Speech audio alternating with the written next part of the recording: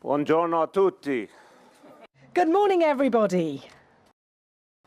Mayors and governors, leaders from cities all over the globe. It is so encouraging, it is so motivating to be with you here today and to be in your company. I'd like to extend a special acknowledgement and thanks to Mayor Ignacio Marino, a powerful advocate for justice who is doing so much to help the people of. And Mayor, it is a joy for all of us to be in this place where such great history has been made in the past and I know will be made again, including today. I humbly give all respect to His Holiness Pope Francis, who has awakened people across the globe to the dangers we face as a planet. He has brought us together today in that spirit of action, and I think it is fair to say he's the most powerful voice on this earth for those all over the world whose voices are not being heard. And he has brought the issue of inequality to the fore in this world and has shown how it directly connects to issues of climate change and undermines the stability of all of our societies. Now, His Holiness did not convene us here to ratify the status quo, but in fact to upend it. The very name of this gathering indicts the resurgent reality of human trafficking and demands that each of our governments act urgently to end this scourge. But His Holiness chose a harsher and a perfectly just term as part of the title, the words human slavery. Those words should jolt us. They should jolt us into a realization that a part of our global history that was supposed to have been in our past is all too alive today and has simply taken another form. And I'll argue that there's another way to think about this conference's title, and it's consistent with the Pope's recent encyclical, Laudato Si. His Holiness challenges us. He challenges us not to be captives, not to be slavish to consumerism, as citizens to rise above it. He also challenges us not to be captive as leaders to powerful corporate interests. The encyclical is not a call to arms, it is to sanity. It's a reminder that we as leaders have a sworn duty to protect.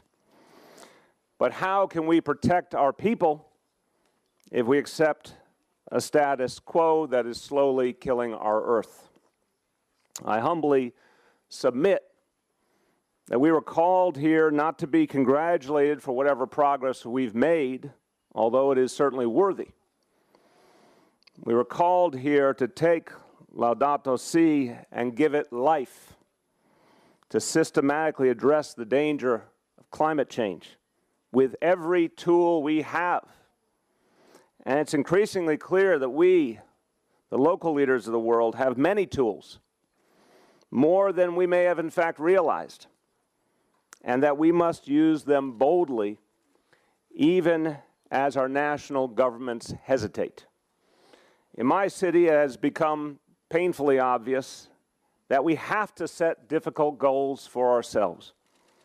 The extent of the climate crisis demands it. Any city, any nation, any corporation not straining to reduce emissions simply isn't doing enough. The facts of this crisis make that self-evident. Our hope is that each of us, and thousands more like us all over the world, will act boldly, and in doing so will jolt our national paradigms and the collective global paradigm. His Holiness has implicitly demanded that we give new meaning to the phrase, "We will do all within our power." It's now a matter of survival. Who in their right mind skimps on the things that allow them to sustain life? How do we justify holding back on any effort that may meaningfully improve the trajectory of climate change? which political allies or generous financial backers or vocal constituencies are more important to us than preserving life for future generations? How could any version of business as usual make sense at this moment in history? We now ask the same question of nations. Is it not the definition of insanity to propagate governmental policies and consumer habits that hasten the destruction of the earth, and yet somehow expect some other result? Pope Francis's encyclical burns with urgency and demands answers to these questions.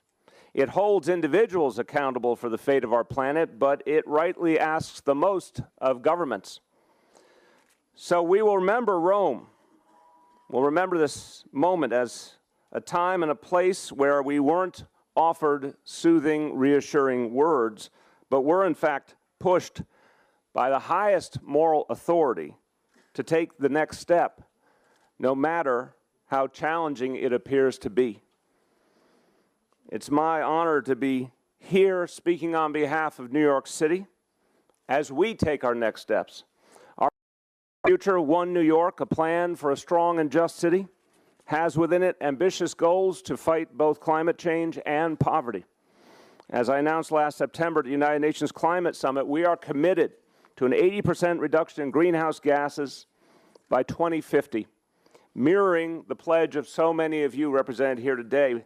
And we're proud to be the largest city in the world to make that commitment, and hope that the scale of our effort helps to inspire others to go farther and to be even more ambitious.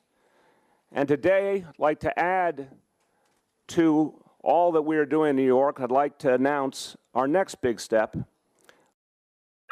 to 40 by 30, on our way to 80 by 50, a reduction of our emissions levels by 40% by the year 2030. In this, we follow the example of our colleague here today, Governor Jerry Brown. We thank him for his leadership as the leading voice in our nation who first set this goal for his state, and we're proud to emulate that action, Governor Brown.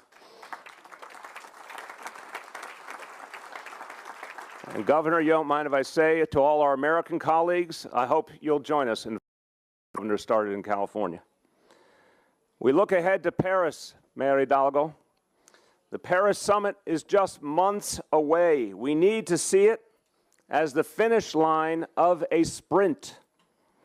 Each of us should take every local action we can in the coming months as quick to maximize the chance that our national governments will act boldly when they gather. Paris has a rich history as a city of revolutions.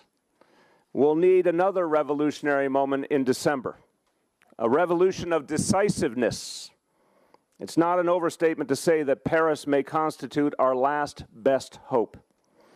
And for that reason, we need to foster the kind of public discourse worthy of such a critical moment. Let's demand of our friends in the media, gathered here and all over the world, that they give the airtime and the column inches to the lead up to Paris that such a crossing of the Rubicon deserves.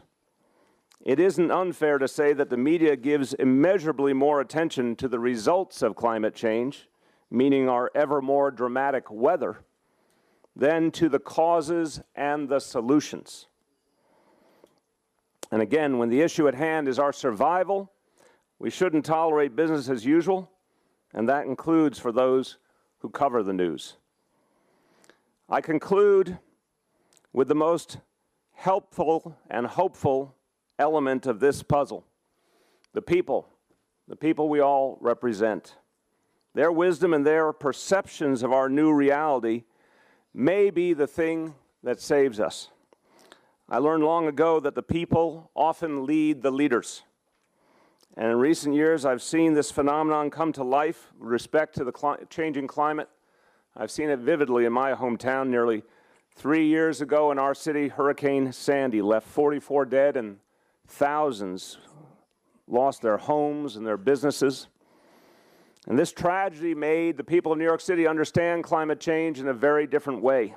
It became personal, it became real, it was no longer an abstraction. And the same city that saw to our assumptions and our complacency in 2012, we saw an immense outpouring of focus and determination in 2014. Few thought that the protest march connected to the UN Climate Summit would be that notable, but it ended up being a signal event. Hundreds of thousands marched in the streets of New York, and many more in cities around the world.